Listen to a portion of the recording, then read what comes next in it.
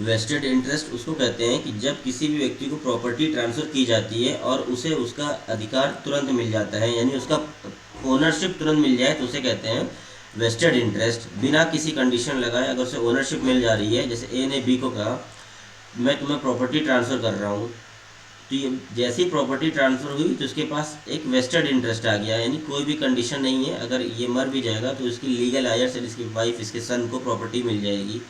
तो vested interest वह interest हुआ जिसके अंदर कोई भी कंडीशन नहीं लगी होती है।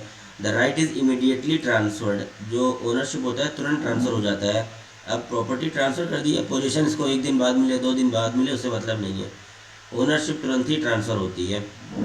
ए ने अपनी संपत्ति बी को दी, लेकिन कहा कि 5 साल बाद तुम्हें इसका कब्जा मिलेगा, पोजीशन मिलेगा। अब 5 साल बाद उसका पोजीशन दे या 4 साल बाद, जब ओनरशिप ट्रांसफ़र हो गई बिना किसी कंडीशन के, तो ये ओनर बन चुका है।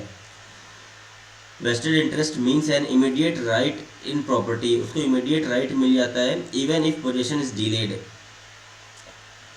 It is not dependent on any condition या प्रेसिडेंट, यानी जिस तरह से कंटिजेंट राइट हम लोगों ने देखा था, उसके अंदर किसी भी कंडीशन को फुलफिल करने पे उसे प्रॉपर्टी मिलती है, बल्कि इसमें ऐसा कुछ नहीं होता है। वेस्टेड इंटरेस्ट के अंदर जैसे ही प्रॉपर्टी ट्रांसफ़र होगी उसे ओनरशिप तुरंत मिल जाता है।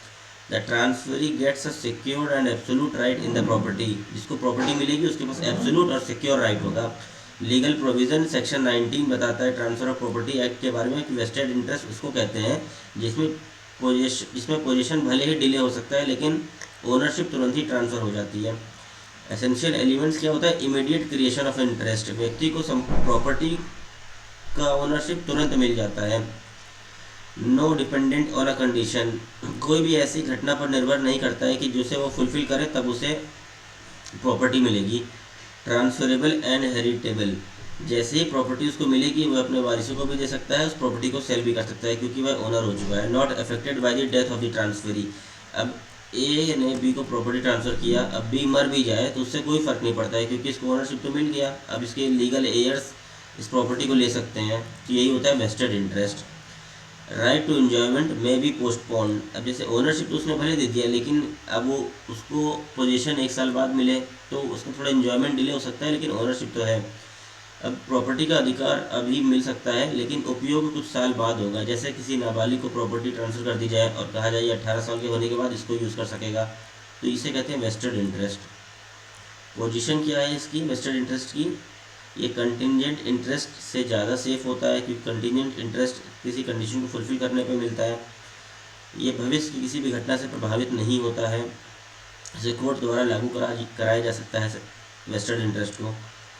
वेस्टेड इंटरेस्ट सेक्शन 19 के अंदर है और कंटिजेंट इंटरेस्ट सेक्शन 21 के अंदर है। वेस्टेड इंटरेस्ट के अंदर प्रॉपर्टी का ओनरशिप तुरंत मिल जाता है, वहीं कंटिजेंट इंटरेस्ट के अंदर प्रॉपर्टी का ओनरशिप तुरंत नहीं मिलता है, कुछ सर्टेन कंडीशन को फुलफिल करना पड़ता है। बिना किसी शर्त के वेस्टेड इंटरेस्ट फुलफिल होता है, वहीं कोई घटना होने पर कंटिजेंट इंटरेस्ट जनरेट होता है। कंक्लूजन, वेस्टेड इंटरेस्ट एक तरह का निश्चित और सुरक्षित होता है। इसके अंदर वेस्टेड इंटरेस्ट को अपने लीगल एयर्स को भी प्रॉपर्टी दी जा सकती है और वो सेल भी कर सकता है क्योंकि वह ओनर होता है।